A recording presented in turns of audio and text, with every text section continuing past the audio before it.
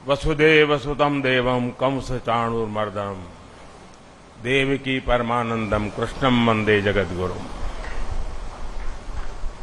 उत्तर प्रदेश के राज्यपाल आनंदीबेन पटेल, मुख्यमंत्री श्रीमान योगी आदित्यनाथ जी, गीता प्रेस के श्री केशवराम अग्रवाल जी, श्री विष्णु प्रसाद जी, सांसद भाई रवि किशन जी, अन्य महानुभाव, देवी और सज्जनों, सावन का पवित्र मास, इंद्रदेव का आशीर्वाद, शिवावतार गुरु गोरखनाथ की तपोस्थली और अनेकानेक संतों की कर्मस्थली ये गीता प्रेस गोरखपुर। जब संतों का आशीर्वाद फलीभूत होता है तब इस तरह के सुखद अवसर का लाभ मिलता है। इस बार का मेरा गोरखपुर का दौरा विकास भी, विरासत भी, इस नीति का एक अद्भुत उदाहरण है। मुझे अभी चित्रमय शिव पुराण और नेपाली भाषा में शिव पुराण के विमोचन का सौभाग्य मिला है। गीता प्रेस के इस कार्यक्रम के बाद मैं गोरखपुर रेलवे स्टेशन जाऊंगा। आज से ही गोरखपुर रेलवे स्टेशन के आधुनिकीकरण का काम भी शुरू होने जा रहा है। और मैंने जब से सोशल मीडिया पर इसकी तस्वीरें डाली है, लोग हैरान होकर के देख रहे हैं। लोगों ने कभी सोचा ही नहीं था कि रेलवे स्टेशनों का भी इस तरह कायाकल्प हो सकता है। और उसी कार्यक्रम में मैं गोरखपुर से लखनऊ के लिए वंदे भारत ट्रेन को हरी झंडी दिखाऊंगा और उसी समय जोधपुर से अहमदाबाद के बीच चलने वाली वंदे भारत एक्सप्रेस को भी रवाना किया जाएगा। वंदे भारत ट्रेन ने देश के मध्यम वर्ग को सुविधाओं और सहूलियतों के लिए एक नई उड़ान दी है। एक समय था जब नेता लोग चिट्ठियां लिखा करते थे कि हमारे क्षेत्र में इस ट्रेन का एक जरा हॉल्ट बना लें, उस ट्रेन का हॉल्ट बना लें। आज देश के कोने कोने से नेता मुझे चिट्ठियां लिखकर कहते हैं कि हमारे क्षेत्र से भी वंदे भारत चलाइए। ये वंदे भारत का एक क्रेज है। इन सारे आयोजनों के लिए मैं गोरखपुर के लोगों को, देश के लोगों को बहुत बहुत बधाई देता हूं। साथियों, गीता प्रेस विश्व का ऐसा इकलौता प्रिंटिंग प्रेस है जो सिर्फ एक संस्था नहीं है बल्कि एक जीवंत आस्था है। गीता प्रेस का कार्यालय करोड़ों करोड़ लोगों के लिए किसी भी मंदिर से जरा भी कम नहीं है। इसके नाम में भी गीता है और इसके काम में भी गीता है। और जहां गीता है वहां साक्षात कृष्ण है और जहां कृष्ण है वहां करुणा भी है, कर्म भी है।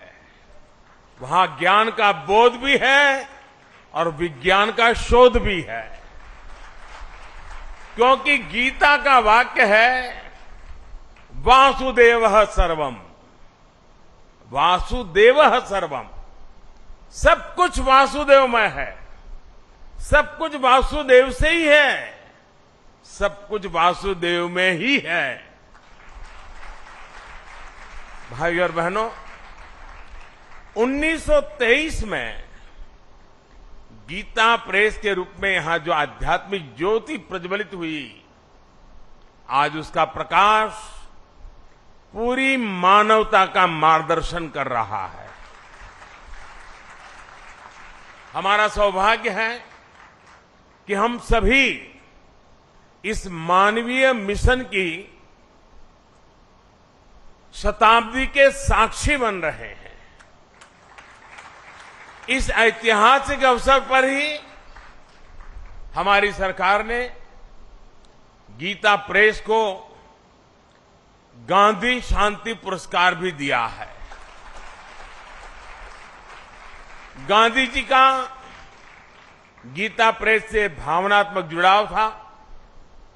एक समय में गांधी जी कल्याण पत्रिका के माध्यम से गीता प्रेस के लिए लिखा करते थे और मुझे बताया गया कि गांधी जी ने ही सुझाव दिया था कि कल्याण पत्रिका में विज्ञापन न छापे जाएं। कल्याण पत्रिका आज भी गांधी जी के उस सुझाव का 100% अनुसरण कर रही है। मुझे खुशी है कि आज ये पुरस्कार गीता प्रेस को मिला है। ये देश की ओर से गीता प्रेस का सम्मान है, इसके योगदान का सम्मान है और इसकी 100 वर्षों की विरासत का सम्मान है। इन 100 वर्षों में गीता प्रेस द्वारा करोड़ों करोड़ों किताबें प्रकाशित हो चुकी है। आंकड़ा कभी कोई 70 बताता है, कोई 80 बताता है, कोई 90 करोड़ बताता है। ये संख्या किसी को भी हैरान कर सकती है और ये पुस्तकें लागत से भी कम मूल्य पर बिकती हैं, घर घर पहुंचाई जाती है। आप कल्पना कर सकते हैं इस विद्या प्रवाह ने कितने ही लोगों को आध्यात्मिक बौद्धिक तृप्ति दी होगी, समाज के लिए कितने ही समर्पित नागरिकों का निर्माण किया होगा। मैं उन विभूतियों का अभिनंदन करता हूं जो इस यज्ञ में निष्काम भाव से बिना किसी प्रचार के अपना सहयोग देते रहे हैं। मैं इस अवसर पर सेठ जी, श्री जयदयाल गोयनका जी और भाई जी श्री हनुमान प्रसाद पोद्दार जैसी विभूतियों के प्रति अपनी श्रद्धांजलि भी अर्पित करता हूं। साथियों, गीता प्रेस जैसी संस्था सिर्फ धर्म और कर्म से नहीं जुड़ी है, बल्कि इसका एक राष्ट्रीय चरित्र भी है। गीता प्रेस भारत को जोड़ती है, भारत की एकजुटता को सशक्त करती है। देश भर में इसकी 20 शाखाएं हैं। देश के हर कोने में रेलवे स्टेशनों पर हमें गीता प्रेस का स्टॉल देखने को मिलता है। 15 अलग अलग भाषाओं में यहां से करीब 1600 प्रकाशन होते हैं। गीता प्रेस अलग अलग भाषाओं में भारत के मूल चिंतन को जन जन तक पहुंचाती है। गीता प्रेस एक तरह से एक भारत श्रेष्ठ भारत की भावना को प्रतिनिधित्व देती है। साथियों, गीता प्रेस ने अपने 100 वर्षों की यात्रा एक ऐसे समय में पूरी की है जब देश अपनी आजादी के 75 वर्ष मना रहा है। इस तरह के योग केवल संयोग नहीं होते। 1947 के पहले भारत ने निरंतर अपने पुनर्जागरण के लिए अलग अलग क्षेत्रों में प्रयास किए। अलग अलग संस्थाओं ने भारत की आत्मा को जगाने के लिए आकार लिया। इसी का परिणाम था कि 1947 आते आते भारत मन और मानस से गुलामी की बेड़ियों को तोड़ने के लिए पूरी तरह तैयार हो गया। गीता प्रेस की स्थापना भी इसका एक बहुत बड़ा आधार बनी। 100 साल पहले का ऐसा समय जब सदियों की गुलामी ने भारत की चेतना को धूमिल कर दिया था। आप भी जानते हैं कि इससे भी सैकड़ों साल पहले विदेशी आक्रांताओं ने हमारे पुस्तकालयों को जलाया था। अंग्रेजों के दौर में गुरुकुल और गुरु परंपरा लगभग नष्ट कर दिए गए थे। ऐसे में स्वाभाविक था कि ज्ञान और विरासत लुप्त होने की कगार पर थे। हमारे पूज्य ग्रंथ गायब होने लगे थे। जो प्रिंटिंग प्रेस भारत में थे वो महंगी कीमत के कारण सामान्य मानवी की पहुंच से दूर थे। आप कल्पना करिए, गीता और रामायण के बिना हमारा समाज कैसे चला रहा होगा। जब मूल्यों और आदर्शों के स्रोत ही सूखने लगे तो समाज का प्रवाह अपने आप थमने लगता है। लेकिन साथियों, हमें एक बात और याद रखनी है। हमारे भारत की अनादि यात्रा में ऐसे कितने ही पड़ाव आए हैं जब हम और ज्यादा परिष्कृत होकर के निकले हैं। कितनी ही बार अधर्म और आतंक बलवान हुआ है। कितनी ही बार सत्य पर संकट के बादल मंडराए हैं। लेकिन तब हमें श्रीमद् भागवत गीता से ही सबसे बड़ा विश्वास मिलता है। यदा यदा ही धर्मस्य ग्लानिर्भवति भारत अभ्युत्थानम अधर्मस्य तदात्मानम सृजाम्यहम्। अर्थात जब जब धर्म की सत्ता पर, सत्य की सत्ता पर संकट आता है तब तब ईश्वर उसकी रक्षा के लिए प्रकट होते हैं। और गीता का 10वां अध्याय बताता है कि ईश्वर कितनी ही विभूतियों के रूप में सामने आ सकता है। कभी कोई संत आकर समाज को नई दिशा दिखाते हैं तो कभी गीता प्रेस जैसी संस्थाएं मानवीय मूल्यों और आदर्शों को पुनर्जीवित करने के लिए जन्म लेती है। इसलिए ही 1923 में जब गीता प्रेस ने काम करना शुरू किया तो भारत के लिए भी उसकी चेतना और चिंतन का प्रवाह तेज हो गया। गीता समेत हमारे धर्म ग्रंथ फिर से घर घर गूंजने लगे। मानस फिर से भारत के मानस से हिलमिल गई। इस ग्रंथों से पारिवारिक परंपराएं और नई पीढ़ियां जुड़ने लगी। हमारे पवित्र ग्रंथ आने वाली पीढ़ियों की थाती बनने लगे। साथियों, गीता प्रेस इस बात का भी प्रमाण है कि जब आपके उद्देश्य पवित्र होते हैं, आपके मूल्य पवित्र होते हैं, तो सफलता आपका पर्याय बन जाती है। गीता प्रेस एक ऐसा संस्थान है जिसने हमेशा सामाजिक मूल्यों को समृद्ध किया है, लोगों को कर्तव्य पथ का रास्ता दिखाया है। गंगा जी की स्वच्छता की बात हो, योग विज्ञान की बात हो, पतंजलि योग सूत्र का प्रकाशन हो, आयुर्वेद से जुड़ा आरोग्य अंक हो, भारतीय जीवन शैली से लोगों को परिचित करवाने के लिए जीवनचर्या अंक हो, समाज में सेवा के आदर्शों को मजबूत करने के लिए सेवा अंक और दान महिमा हो, इन सब प्रयासों के पीछे राष्ट्र सेवा की प्रेरणा जुड़ी रही है, राष्ट्र निर्माण का संकल्प रहा है। साथियों, संतों की तपस्या कभी निष्फल नहीं होती, उनके संकल्प कभी शून्य नहीं होते। इन्हीं संकल्पों का परिणाम है कि आज हमारा भारत सफलता के नित्य नए आयाम स्थापित कर रहा है।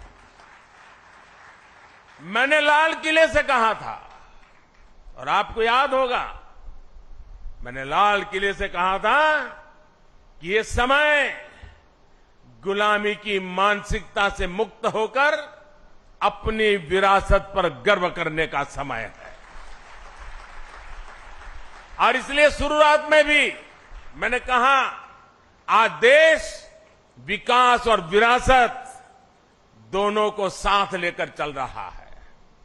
आज एक और भारत डिजिटल टेक्नोलॉजी में नए रिकॉर्ड बना रहा है, तो साथ ही सदियों बाद काशी में विश्वनाथ धाम का दिव्य स्वरूप भी देश के सामने प्रकट हुआ है। आज हम वर्ल्ड क्लास इंफ्रास्ट्रक्चर बना रहे हैं, तो साथ ही केदारनाथ और महाकाल महालोक जैसे तीर्थों की भव्यता के साक्षी भी बन रहे हैं। सदियों बाद अयोध्या में भव्य राम मंदिर का सपना, हमारा सपना पूरा होने जा रहा है। हम आजादी के 75 साल बाद भी अपनी नौसेना के झंडे पर गुलामी के प्रतीक चिन्ह को ढो रहे थे।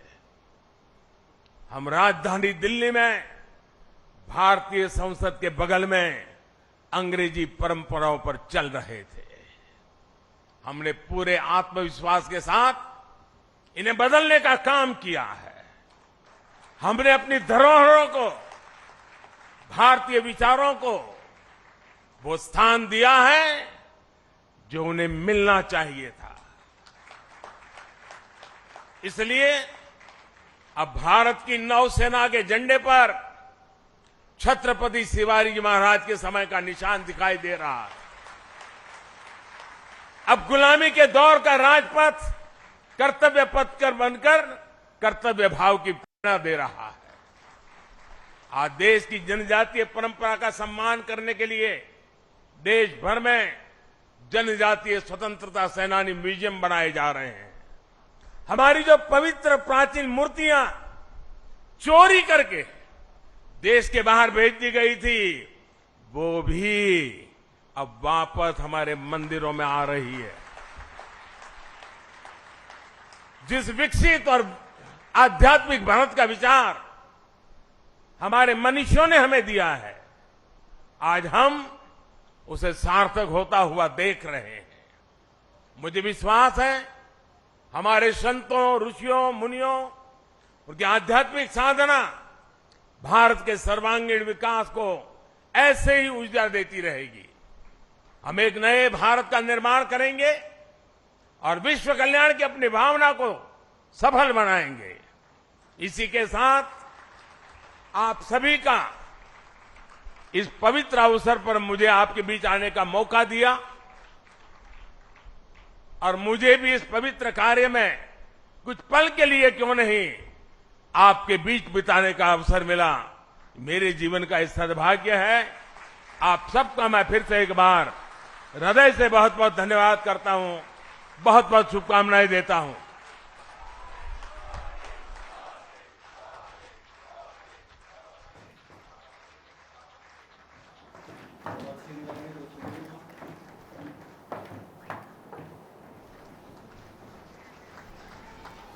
तो देखिए तस्वीरें इस वक्त आप देख रहे थे और साथ ही प्रधानमंत्री को भी सुन रहे थे। प्रधानमंत्री का संबोधन यहां पर खत्म हो चुका है और अभी अभिवादन स्वीकार करते हुए ये अब से पहले की तस्वीरें हैं। लेकिन प्रधानमंत्री ने क्या कहा, सबसे पहले आपको उन बड़ी बातों का जिक्र कर देते हैं। अपने संबोधन के दौरान प्रधानमंत्री ने कहा कि घर घर में हमारे पवित्र ग्रंथ गूंज रहे हैं। गीता प्रेस एक भारत श्रेष्ठ भारत की भावना के साथ आगे बढ़ रहा है और गीता से अधर्म से लड़ने की ताकत मिलती है। गीता वो उपदेश देती है जो लोगों को प्रेरित करती है।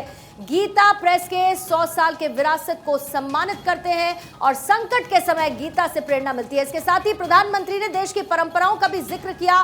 देश की परंपराओं का सम्मान किया जा रहा है। गीता प्रेस संतों की कर्मस्थली है। आज का यह खास मौका जब प्रधानमंत्री मोदी पहुंचे थे गीता प्रेस के शताब्दी समारोह में शामिल होने के लिए। आज से ठीक 100 साल पहले गीता प्रेस की स्थापना हुई थी और इसी कार्यक्रम में शताब्दी समारोह के कार्यक्रम में प्रधानमंत्री शामिल हुए और शिखा यहां से अब उनका वाराणसी दौरा शुरू होगा। हालांकि इससे पहले वंदे भारत ट्रेन को हरी झंडी वो दिखाएंगे और फिर वाराणसी के लिए रवाना हो जाएंगे।